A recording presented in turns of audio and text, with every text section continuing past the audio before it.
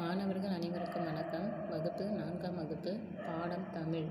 இன்றைய வகுப்பில் என்ன பாடம் பார்க்க போகிறோம் நாம் அப்படின்னு பார்த்தீங்கன்னா, எண்ணே காந்தியடிகளின் பெருமை. காந்தியடிகளினுடைய பெருமையாக நமக்கு என்ன பண்ணியிருக்காங்க, இந்த பாடத்தின் மூலம் கொடுத்துருக்காங்க. சரிங்களா? அண்ணல் காந்தியடிகள் சமர்பதி ஆசிரமத்தில் தங்கியிருந்தார். அண்ணல் காந்தியடிகள் எங்கே தங்கியிருக்கார் அப்படின்னு பார்த்தீங்கன்னா,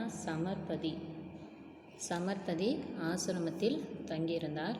அங்கு தங்கியிருந்த போது அவருக்கு குழந்தைகள் நிறைய கடிதங்கள் எழுதுவார்கள். குழந்தைகள்லாம் என்ன பண்ணுவாங்க அப்படின்னு பார்த்தீங்கன்னா, நிறைய கடிதங்கள் யாருக்கு, காந்தியடிகளுக்கு எழுதுவாங்க. சரிங்களா?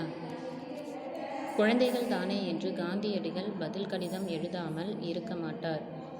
அவர் குழந்தைகள் கடிதம் எழுதும் பொழுது காந்தியடிகள் என்ன பண்ண மாட்டார், குழந்தைகள் தான் கடிதம் எழுதுகிறாங்க அப்படின்னு சொல்லிட்டு, குழந்தைகள் தானே அப்படின்னு சொல்லிட்டு பதில் கடிதம் எழுதாமல் என்றைக்குமே ஒரு நாள் கூட இருக்கவே மாட்டாராம். எல்லா கடிதங்களும் விடை எழுதி விடுவார். குழந்தைகள் எத்தனை கடிதங்கள் எழுதினாரோ எல்லா கடிதங்களுக்கும் என்ன பண்ணுவார், காந்தியடிகள் விடை எழுதுவாராம். எல்லா விடைகளும் ஒரு சிறிய துண்டுத்தாளில் சுருக்கமாக இருக்கும். அவர்கள் ஒவ்வொன்றும் நம்ம எழுதும் பொழுது ஏதாவது ஒரு தவறு ஏற்படும். அதனால் இன்னொரு பேப்பரில் நம்ம எழுதுவோம். அப்படி இல்லைன்னா என்ன பண்ணுவோம் அப்படின்னு பார்த்தீங்கன்னா, ஒரு பேஜுக்கு நல்லா பெருசாக எழுதுவோம். ஆனால் இவர் எல்லா விடைகளுக்கும் ஒரு சிறிய துண்டுத்தாளில் சுருக்கமாக எழுதிடுவாராம் காந்தியடிகள். ஒரு நாள் சிறுவன் நாராயண் தேசாய் ஒரு கேள்வி கேட்டு காந்திக்கு கடிதம் எழுதினார். ஒரு நாள் திடீரென்று என்ன பண்ணுறாங்க, சிறுவன் நாராயணன் தேசாய் என்பவர் என்ன பண்ணுறாரு, கேள்வி கேட்டு காந்திக்கு கடிதம் எழுதுகிறாரு. பாபுஜி, நாங்கள் நிறைய கேள்விகள் கேட்டு உங்களுக்கு கடிதம் எழுதுகிறோம். பாபுஜி என்ன பண்ணுறாரு அப்படின்னு பார்த்தீங்கன்னா, நாங்கள் என்ன பண்ணுறோம், நிறைய கேள்விகள் கேட்டு உங்களுக்கு கடிதம் எழுதுகிறோம். ஆனால் நீங்கள் சிறிய துண்டுத்தாளில் பதில் அனுப்புகிறீர்கள். நாங்கள் கடிதம் எழுதும் பொழுது நீங்கள் என்ன பண்ணுறீங்க, சிறிய துண்டுத்தாளில் பதில் எழுதுறீங்க.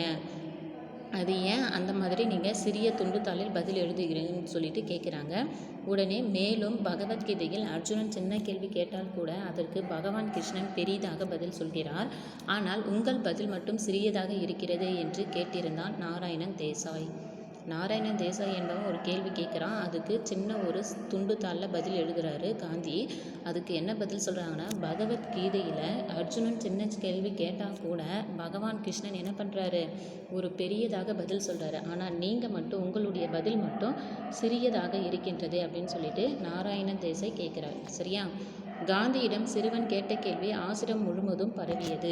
சிறுவன் கேட்ட கேள்வி என்ன ஆகுது, ஆசிரமம் முழுவதும் பரவி இருந்தது, பாராட்டும் பெற்றது. யாவரும் காந்தியின் பதிலை ஆவலுடன் எதிர்பார்த்திருந்தனர். சில நாட்கள் கழித்து கீழ்காணும் விடையை காந்தி அனுப்பினார். உனது கேள்வி அருமையானது. ஆனால் ஒன்றை நினைவில் வைத்துக் கொள்வது நல்லது. கிருஷ்ணனுக்கு கேள்வி கேட்க ஒரே ஒரு அர்ஜுனன் தான் இருந்தார். காந்தியடிகள் என்ன சொல்கிறாருன்னா, உன்னுடைய கேள்வி மிக அருமையாக தான் இருக்கின்றது. ஆனால் ஒன்றே நீ மனசில் நினச்சிக்கி, என்னன்னா, கிருஷ்ணனுக்கு கேள்வி கேட்கறதுக்கு ஒரே ஒரு அர்ஜுனன் தான் இருந்தான். ஆனால் எனக்கு உன்னை போல் கேள்வி கேட்க எத்தனை அர்ஜுனர்கள் இருக்கிறார்கள் என்பது அதே பதில் கடிதம் சொல்லிட்டு என்ன பண்ணுறாரு, காந்தியடிகள் அந்த சிறுவன் சொல்கிறார். சரியா? சிறுவன் கேட்ட கேள்வியும் அதற்கு காந்தியின் பதிலும் சரிதானே. சிறுவன் கேட்ட கேள்விக்கும் காந்தியின் பதில் சொன்னதுக்கும் சரியாக தான் இருக்குது அப்படின்னு சொல்கிறாங்க. அதுக்கப்புறம் விடுதலை போராட்டத்தில் தீவிரமாக ஈடுபட்டு வந்தாலும் காந்தியடிகள் குழந்தைகளுக்கு கடிதம் எழுதுவதை வாடிக்கையாக கொண்டிருந்தார். என்னே காந்தியின் பெருமை.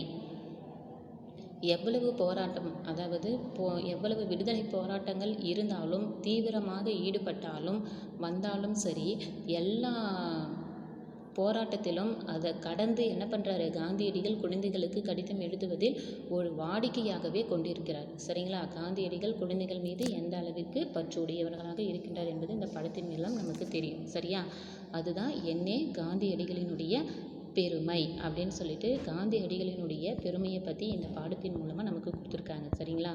அப்போ ஒரு சிறுவன் கேட்ட பதில் என்ன அப்படின்னு பார்த்தீங்கன்னா, எல்லா குழந்தைகளும் எல்லாரும் கேட்கின்ற கேள்விகளுக்கு நீங்கள் ஒரு சிறிய ஒரு விடைத்தாளில் துண்டுத்தாளில் மட்டுமே பதில் அளிக்கின்றீரே என்பதை பற்றி தான் அவன் என்ன பண்ணியிருக்கான், காந்தி கிட்ட கேள்வி கேட்டிருக்கான். காந்தியடிகளும் அதற்கு சரியான பதிலை சொல்லிட்டாரு. சரிங்களா?